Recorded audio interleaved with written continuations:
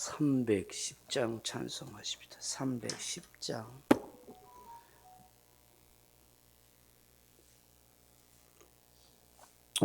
찬송가 310장입니다.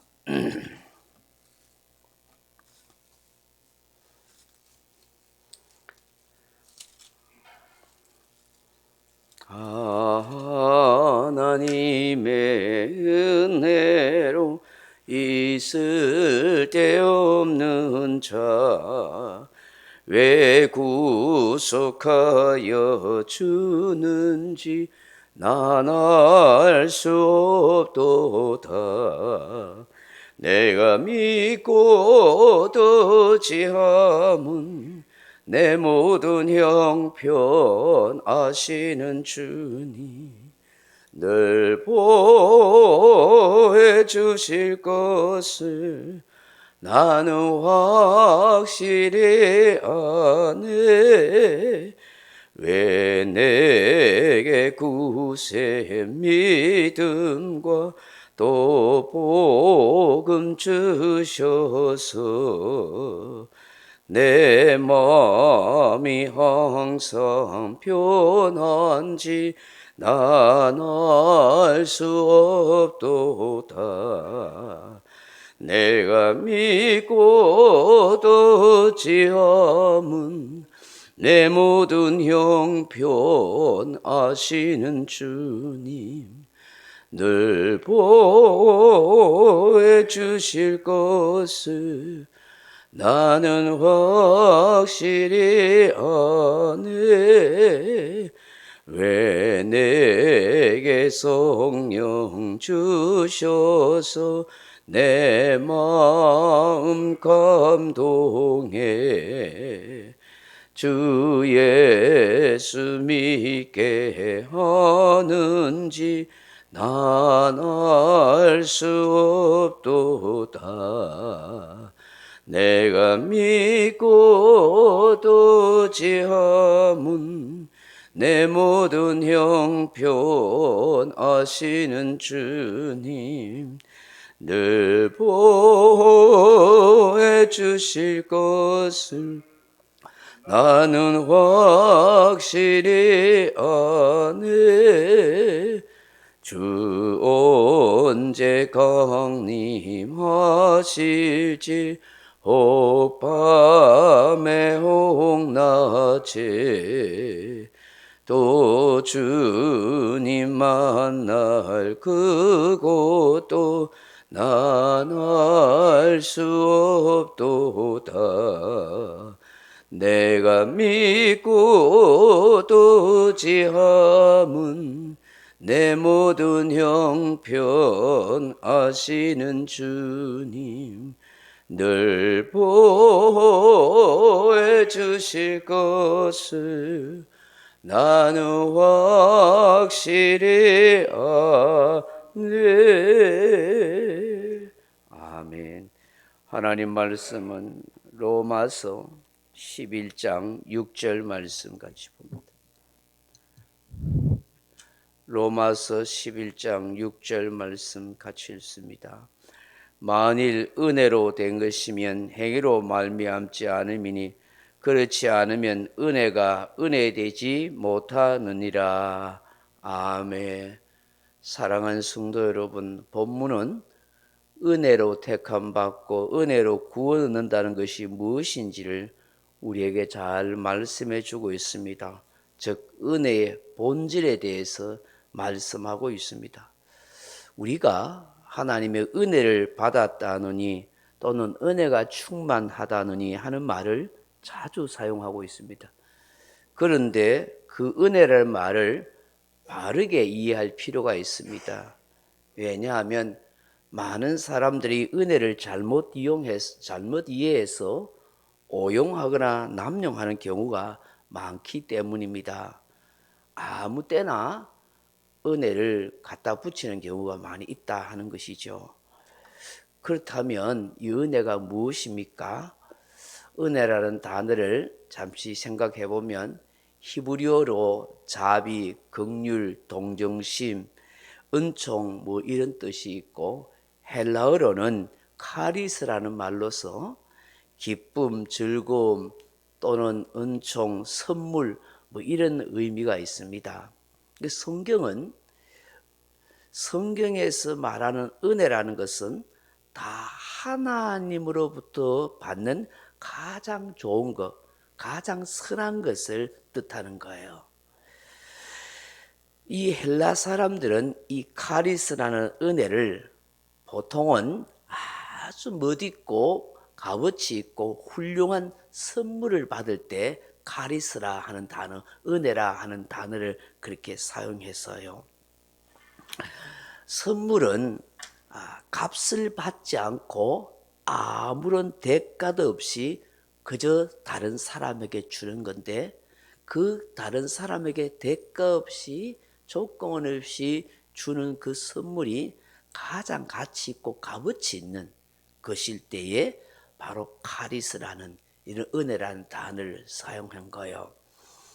그것은 내가 일을 해서 품삯을 받은 것도 아니요, 또 노력이나 공로를 많이 쌓은 대가로 받는 것도 결코 아니에요. 내가 노력이나 공로나 뭐 일을 해서 품삯으로 얻는 것은 카리스, 선물이라 그렇게 표현하지 않아요. 노력도 없고 공로도 없고 일한 것도 없이 그저 사랑해서 이 사람에게 좋고 가치 있는 좋은 거, 선물을 주고 싶어 하는 거예요. 그게 카리스란 말이고 은혜란 단어인 것이죠. 사도 바울은 이 카리스라는 이 은혜라는 단어를 성경 속에서는 어떻게 사용했냐면, 하나님께서 우리 믿는 성도에게 주시는 가장 가치 있고 값비싼 선물, 그게 뭐요? 구원이라는 선물을 주셨다. 그래서 구원의 선물을 받은 걸 뭐라고요? 카리스, 은혜라 하는 단어를 쓰는 거예요. 그렇다면 생각해 보세요. 구원은 우리가 노력으로 획득한 거예요? 구원은 내가 품삯으로 받은 거예요? 내가 열심히 일하고 열심히 봉사하고 선행을 많이 행하고 공덕을 많이 쌓아서 받은 거예요? 절대 아니죠. 구원은 뭐예요? 하나님이 값없이 무조건적으로 선물로 나에게 주신 거예요. 나를 사랑하셔서, 나를 택하셔서 구원의 사람으로, 하나님의 자녀로 만들기 위해서 그런 은혜를 주신 거예요. 그게 구원의 선물인 것이죠. 그렇기 때문에 우리는 항상 하나님의 은혜를 받은 사람인 거예요. 그렇잖아요. 은혜를 받은 사람으로 알고 그렇게 살아가야 되는 것이죠. 그럼 은혜를 그저 받았으면 어떤 마음을 가지고 살아야 돼요? 감사하는 마음으로 살아야죠. 내가 영원히 죽을 수밖에 없는 지옥 백성이고 지옥에서 허덕이고 사망의 길로 가야 할 인생인데, 아무 대가 없이 공로 없이 나를 건져주시고 구원해 주셨으니까 그 은혜는 말로 닿을 수 없어서 늘 감사해야 돼요. 그래서 그리스도인이라는 것은 늘 감사하는 삶을 사는 거예요. 그래서 여러분들이 매주마다 감사하는 건 너무 귀한 거예요. 감사를 모르는 사람들은, 은혜를 모르는 사람은 감사를 할 줄 모르는 거예요. 그럼 매주 감사할 수 있는 마음을 갖고 감사를 표현할 수 있다면 그게 가장 귀한 사람이에요. 가장 믿음의 사람으로 하나님 앞에 인정받을 수가 있는 것이죠. 그런데 생각해 보면 우리가 하나님의 마음을 아프게 할 때가 얼마나 많아요. 숱한 죄를 짓고 마음에 상처를 주고 살 때가 많잖아요. 은혜를 받았으면 늘 감사하고 살면은 싸울 까닭이 있을까요, 없을까요? 미워할 까닭도 있을까요, 없을까요? 불평하고 투정할 거 있겠어요, 없겠어요? 주님을 위해서 봉사하고 섬기는 것이 즐거움이, 기쁨이 돼야 되지, 짜증이 내고 불평이 될 수가 없는 것이죠. 또 남들 배려해주는 그런 아름다운 마음을 가지게 되죠. 내가 주님을 위해서 봉사하는데 남들 보기에도 즐거움과 기쁨이 돼야 되지 불편함이 되면 안 되죠. 아멘.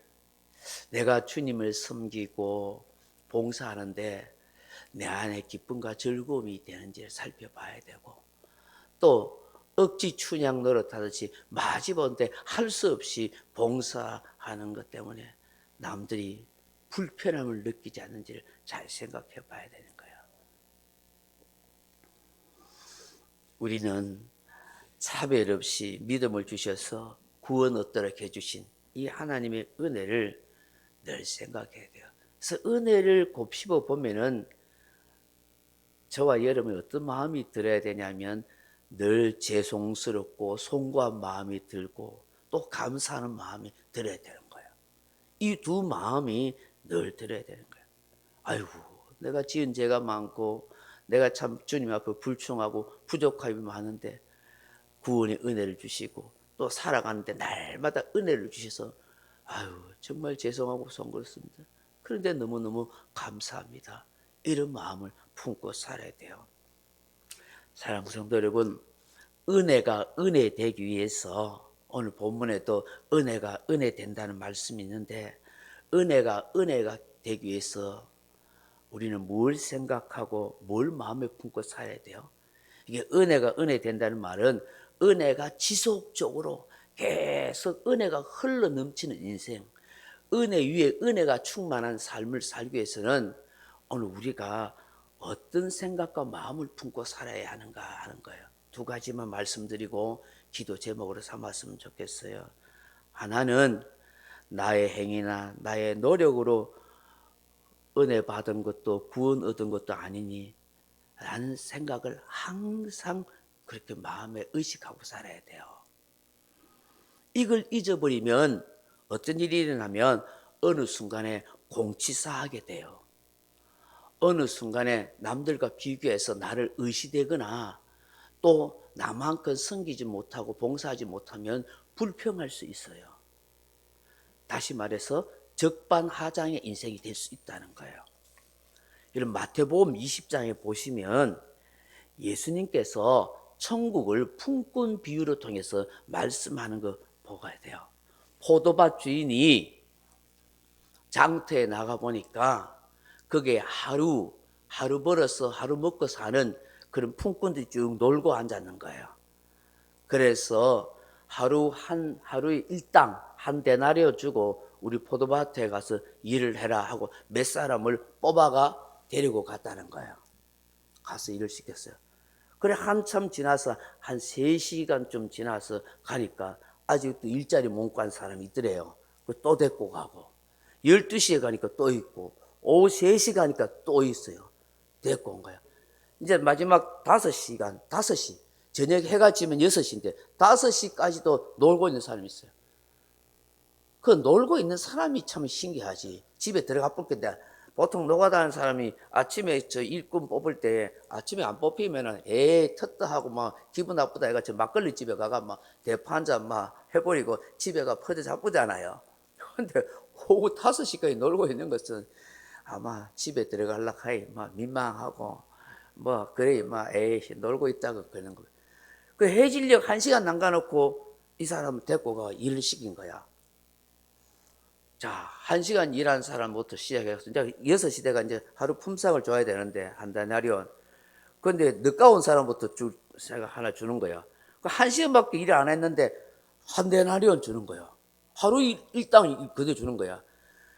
그러니 줄서가 있던 제일 뒤에 줄서가 있던 아침 일찍부터 온 사람은 어떤 기대감을 가지고 있겠어요?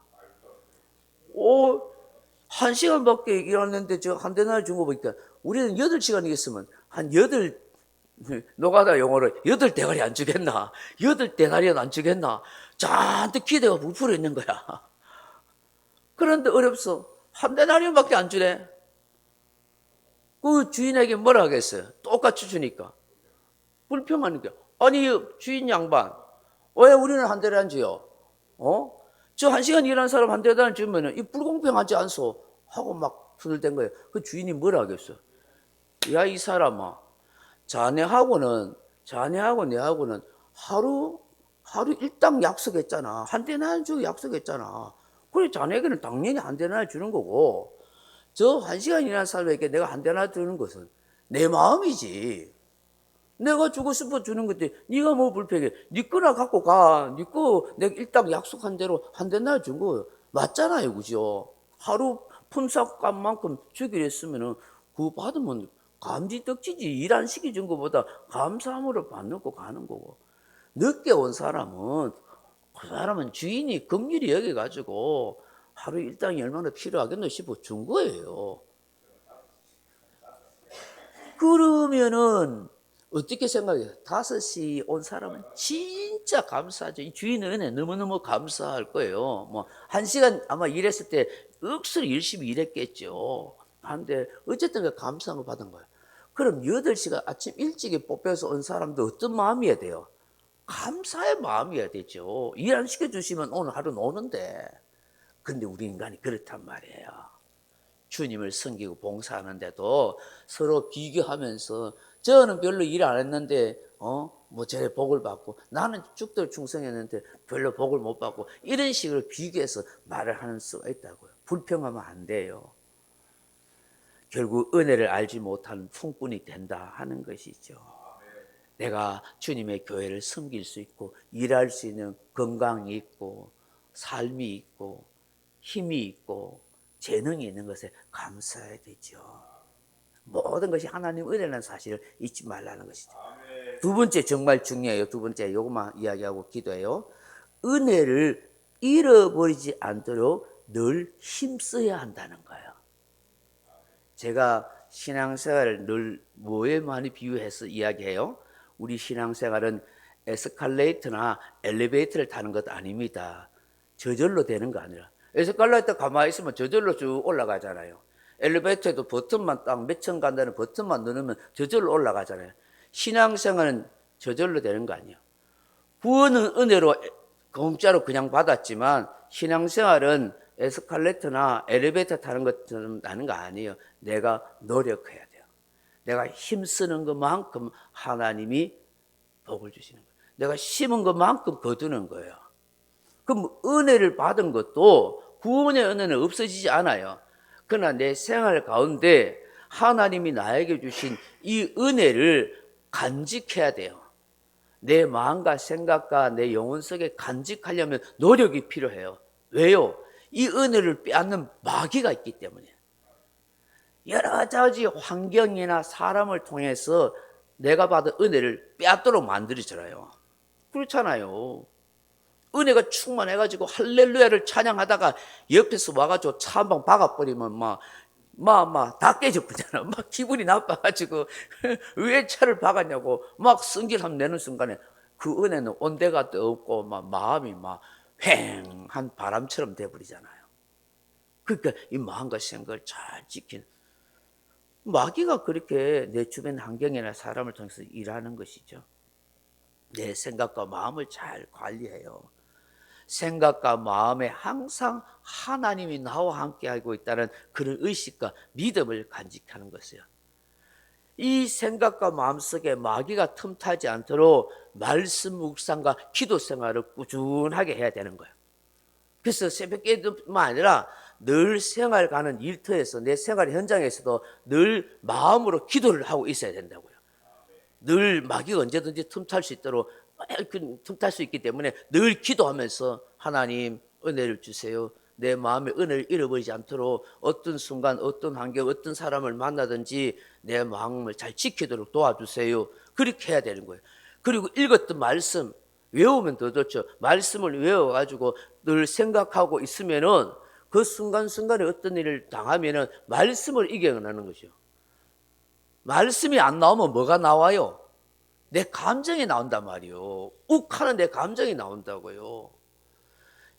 말씀이 기억나가 있으면은 뭐 어떤 순간 기분 나쁜 순간 딱 나오도 노하지 말지니라 이런 말씀이 나오면 아이고 노하지 말라 했는데 참아야지. 참을지니라 참아야지.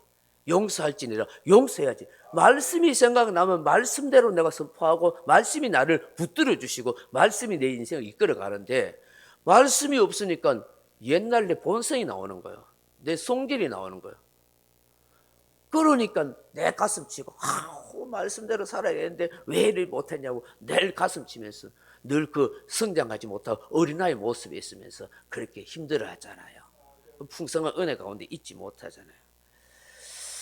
말씀을 늘 이렇게 적용하고 기도 생활을 꾸준하게 하고 그 은혜를 따라서 작은 것이라도 실천을 해 나가야 돼요. 실천을 하는 거. 베푸는 삶을 좀 사세요. 남한테 좀 베푸는 거, 그게요, 베푸는 게 은혜를 따는 삶이에요. 그게 내 은혜를 계속 유지하는 비결이에요. 그렇잖아요? 그리고 어제 말씀처럼 복음 전도를 자꾸 하게 되면은 은혜를 유지할 수 있는 비결인 거예요. 이걸 알아야 되는 것이죠. 그렇죠. 심지 않고 거두는 데 없지요. 그 전도도 내가 꾸준하게 하고 누군가에게 베풀기도 하고 작은 것이라도 실천할 때 내 은혜가 계속 흘러 넘치게 되는 것입니다. 요한복음 1장 16절에 보면 우리가 다 그의 충만한 데서 받으니 은혜 위에 은혜로라 그렇게 말씀했어요. 오늘 이 새벽에 주신 말씀 생각하면서 예수님 안에서 충만한 은혜를 받고 은혜 위에 은혜가 더한 그런 삶이 되기를 주님의 이름으로 축원합니다. 각자 기도하시다가 돌아가시기 바랍니다.